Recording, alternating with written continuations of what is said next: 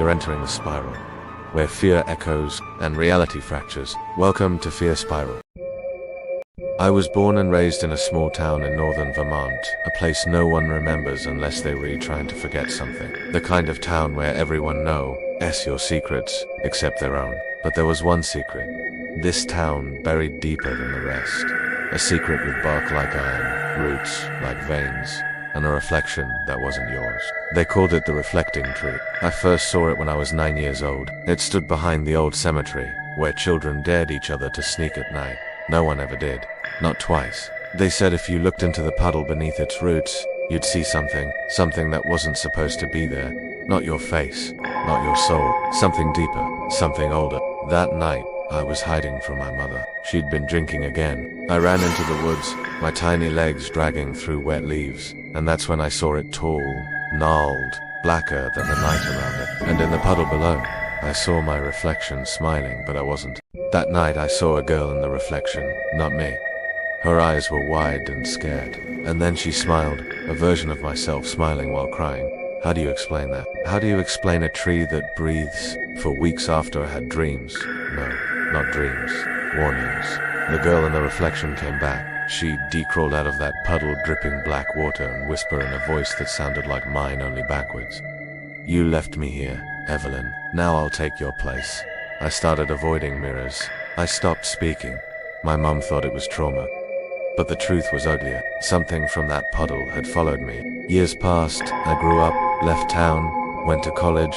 I buried the memories beneath textbooks, therapy sessions, distant relationships. But trauma's like mold. It grows in the dark until it owns the walls. At 32, after my mom passed, I returned to my hometown to settle her affairs.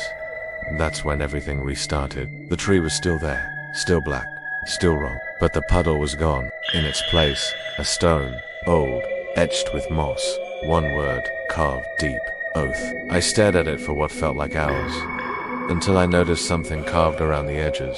My name. Not just Evelyn, but Evelyn Shaw. September 1998, the exact date I first saw the tree.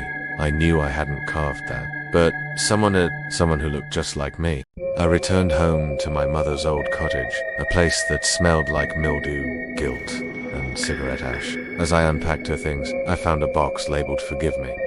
Inside were letters, dozens of them, all in my mother's handwriting, all addressed to someone named Eva. At first I thought it was a nickname, but these letters weren't written to me. They were written to a girl who claimed to be me, a girl my mother had been hiding in the attic. The attic was sealed with rusted nails and a padlock so old it crumbled in my hand. When I pulled the door open, a wave of hot, stale air hit me, like something had been rotting behind that door for years, and it had. Memories, secrets, a whole other life, boxes stacked like tombstones, old toys, and in the farthest corner, a mattress, small, dirty, used. Beside it, taped to the wall, were dozens of drawings, all made by a child's hand, but they were of me, different ages, different clothes, but unmistakably me, except in every drawing, my eyes were crossed out, and behind me stood the tree. I couldn't breathe. Who was Eva? Had my mother kept another child here? I grabbed one of the letters and read, "Dear Eva, I'm sorry I locked the door at night. I'm sorry I don't call you Evelyn anymore, but you have to understand, you are not her. You came from the tree. You're not supposed to be here. I wish I never let you in." My stomach twisted. Eva wasn't a nickname. She was something, that believed she was me, and she had lived in my attic. I felt it before I heard it, the creaking of the floorboards behind me. I turned slowly. The rocking chair was swaying, softly, gently, like someone had just stood up. My mouth went dry. No one else was home.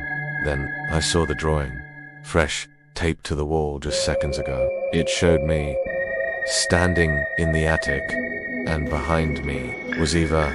I ran. I don't remember how I got down the stairs. My heart was a drumline in my chest, drowning out thought, reason, logic. I locked the attic door behind me. Then I nailed it shut. But I knew she wasn't in the attic anymore. She was awake, and she wanted her life back. That night I heard whispers. Not outside the house, not in the walls. Inside me, her voice, in my thoughts, repeating the same phrase again and again. like a scratched record. You left me. You left me. I wanted to believe I was hallucinating, but deep down, I remembered something. I had looked into the puddle. I had seen her. And when I ran, maybe I did leave her behind. The next morning, I visited the town archives. I needed answers. What I found chilled me. There were 6 reported cases, all children, who had gone missing near the cemetery in the last 100 years. Each of them last seen near that same tree. Each of them reappeared years later, claiming to be someone else. Some were institutionalized, others vanished again, but one case stood out. Emily Shaw, 1971. My grandmother's sister. She disappeared at age 9, returned 3 years later. Different, silent, eyes always fixed on her own reflection. She was never the same again. My grandmother never spoke of her, but I remembered the mirror in our old hallway, always covered with a blanket. Now I understood why I couldn't stay in that house. Not another night. Every corner whispered, every mirror flickered. My own reflection wouldn't follow my movements anymore. She was watching me from inside. I checked into a motel outside of town, one of those old roadside ones, with flickering neon lights and carpet that smelled like mildew and shame. I sat on the edge of the bed and stared at the mirror above the dresser. At first, I saw myself tired, broken. Then, for a split second, just long enough to make my blood freeze, she blinked. But I hadn't. Eva had found a way in. I taped over the mirror. I slept in fits short, haunted blinks of unconsciousness filled with dreams of dirt and roots and whispers under the floorboards. At 3:07 a.m., I woke to scratching. Not at the door, not at the window, from under the bed. My heart climbed into my throat. I leaned down, trembling, and there she was. Not a ghost, not a hallucination. Pale skin like wax, hair matted with leaves and dirt, eyes hollow and far too aware. And her voice strayed with me. Evelyn. I jumped back. My hand reached for the motel phone, but it was dead. I turned back, the girl was gone. But on the mirror where I de-taped paper to block the glass, someone had written in red ink, Trader's Oath. Oath is binding. My name was scrawled underneath. I needed someone to believe me. But Officer Sam Carter, my childhood friend, just looked at me like I was unraveling. Maybe I was. He agreed to come with me to the house, just to check things out. The attic door was still nailed shut. But the hammer I used to seal it was inside the attic, now perfectly propped on the floor, as if someone had placed it there from within. Sam's smile faded. This isn't right. Then he saw the drawings, and his face went white. One of the sketches now showed him standing in the attic. Behind him, 2 figures. Me and Eva. Except I was the one with my eyes crossed out this time. We backed out. Quiet. Slow. Like the walls were listening. Outside, he looked at me. I believe you now. I just don't know what we're dealing with. We weren't just dealing with a ghost, or a cursed tree. We were dealing with something older, something pre-human, a being that doesn't haunt for revenge, it haunts for identity. It trades lives like playing cards, and I had made a trade when I was 9, even if I didn't know it. The oath, that word, on the stone, at the tree's base, oath.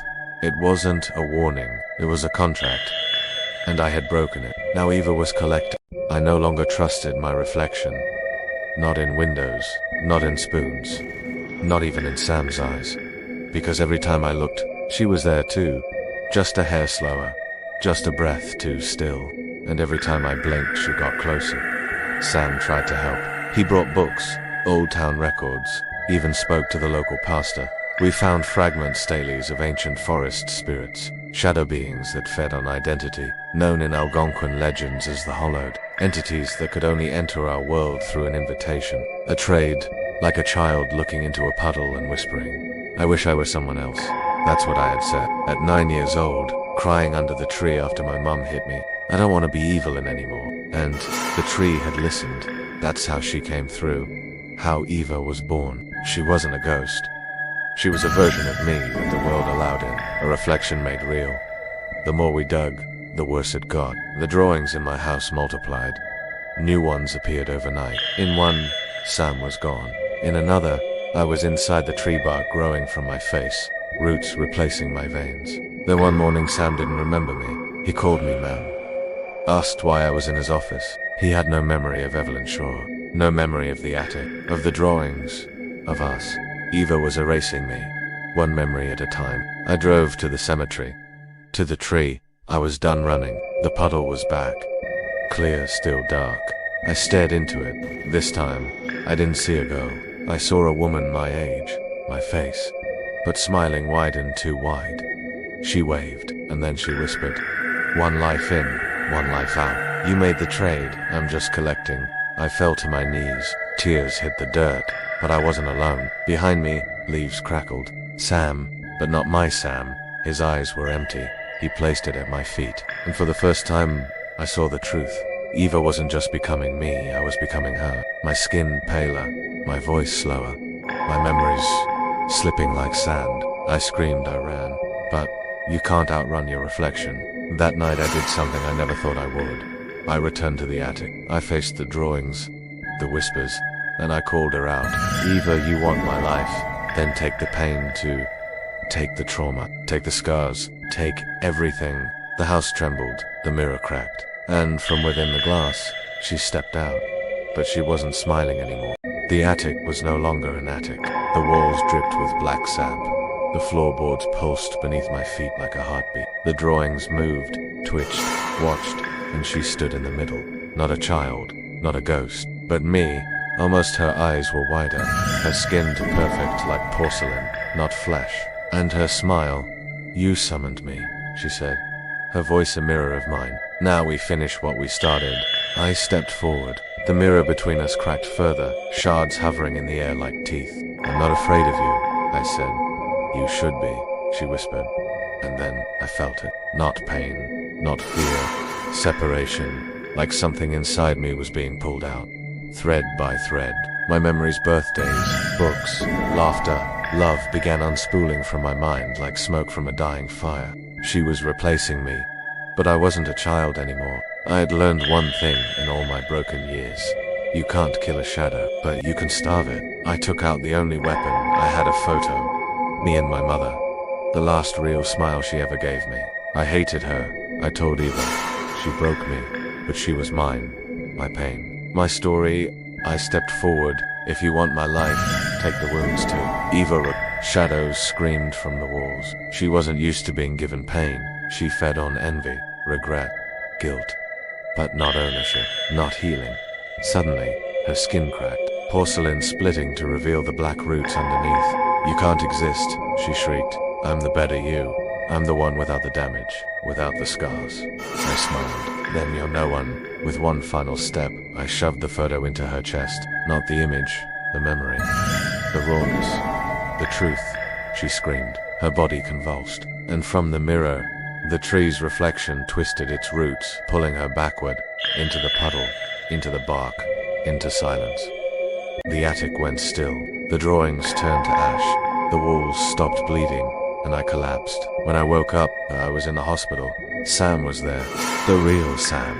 He remembered me. He remembered everything. "I found you unconscious," he said. The attic door was open. I looked at my hands. They were still mine.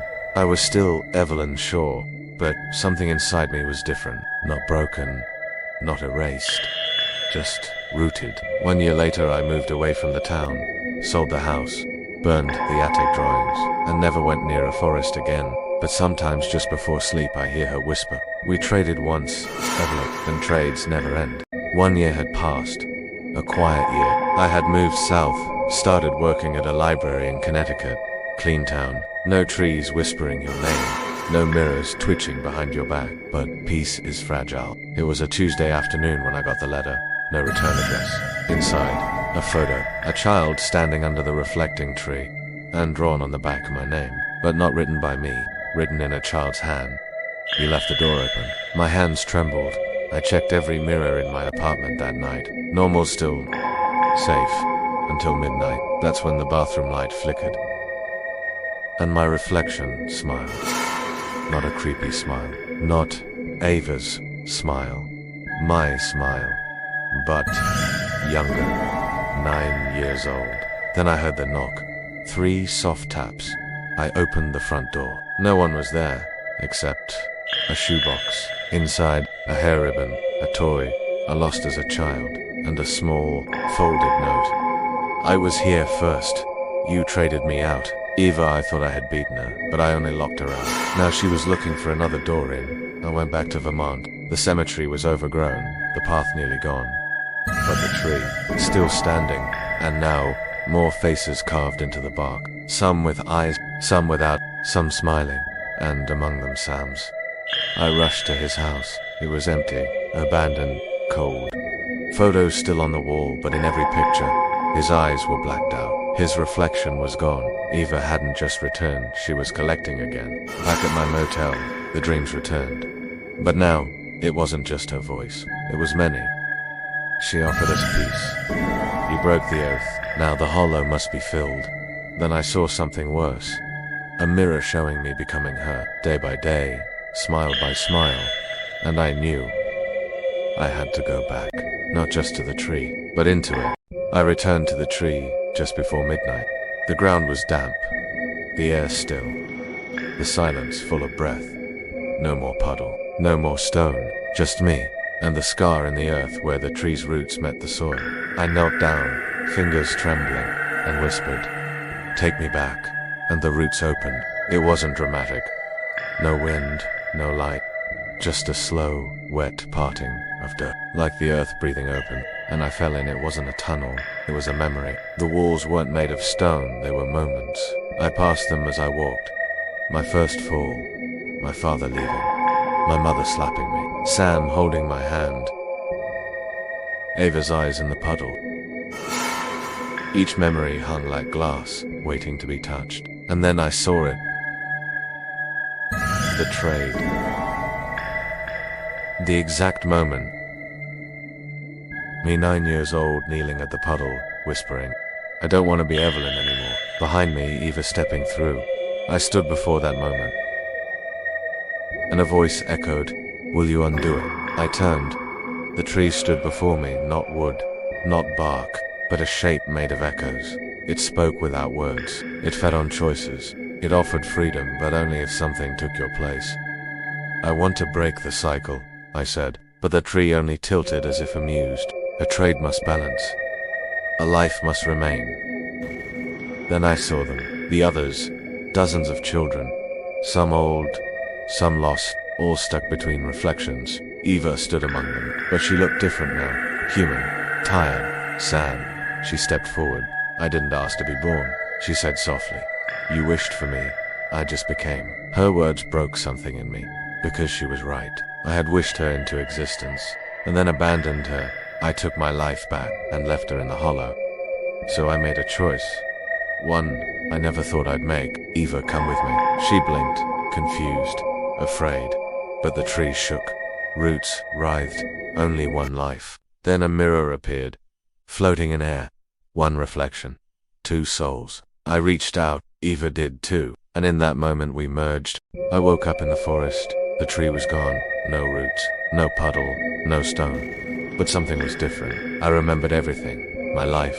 Her life. Our pain. Our joys. Our scars. I was whole. For the first time. But deep inside. Sometimes, when I look in the mirror, I still hear her voice. We're stronger together. And I smile. Not out of fear, but out of understanding. FearSpiral.